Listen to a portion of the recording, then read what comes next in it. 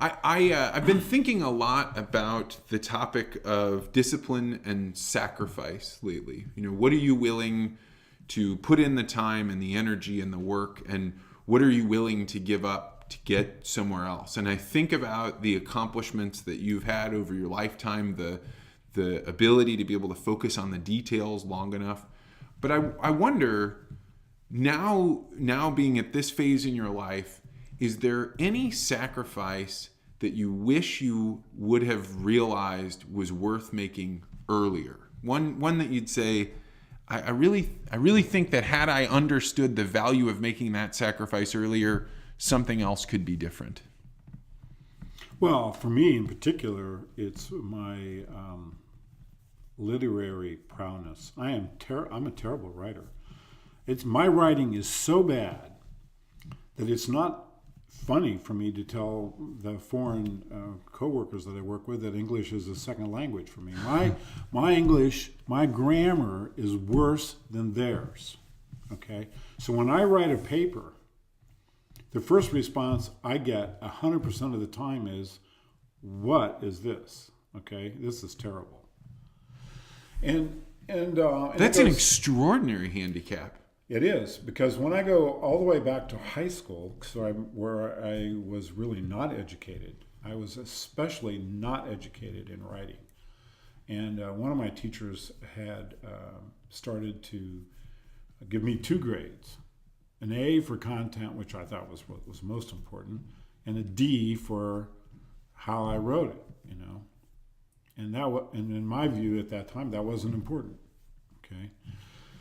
Later, when I got to college and I withdrew failing from English twice before I finally took it the 3rd time, and I made some progress, and I was getting a B by the time we took the final exam, and then I got a D. And I went to the guy to ask him why, and he said, I thought you were making improvements, and then you wrote this last essay. He said, you haven't learned a damn thing, okay? And that, at the Ohio State University, was the only 5-hour writing class I had to take, okay? So I never bothered with it. And then when I wrote my dissertation, my professor was very generous in helping me reword it and rewrite it and put it together in a way that was presentable, so that I could turn it in, and it was accepted.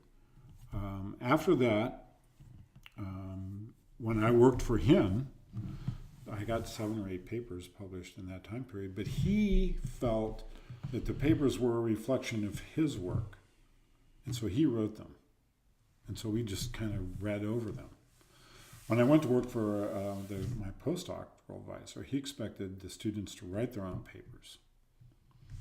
And so I had done some nice work there, but it ended up being part of the work of several of the students, and so they wrote the papers. Okay, so I didn't have to write. Okay, so when I came to Monsanto, I couldn't write a monthly report. Okay, so I did some nice work in the first couple of years, and so we wanted to write a paper to biochemistry, and the resounding response from my colleagues was, "This is awful. Okay, this is just awful. Yes, there's nice stuff here, but the communication style of it was just not acceptable." And I had to work through a number of iterations. Since then, I've only written 2 or 3 papers myself. And I have 70 papers published. Okay, so that is to say I'm a co-author.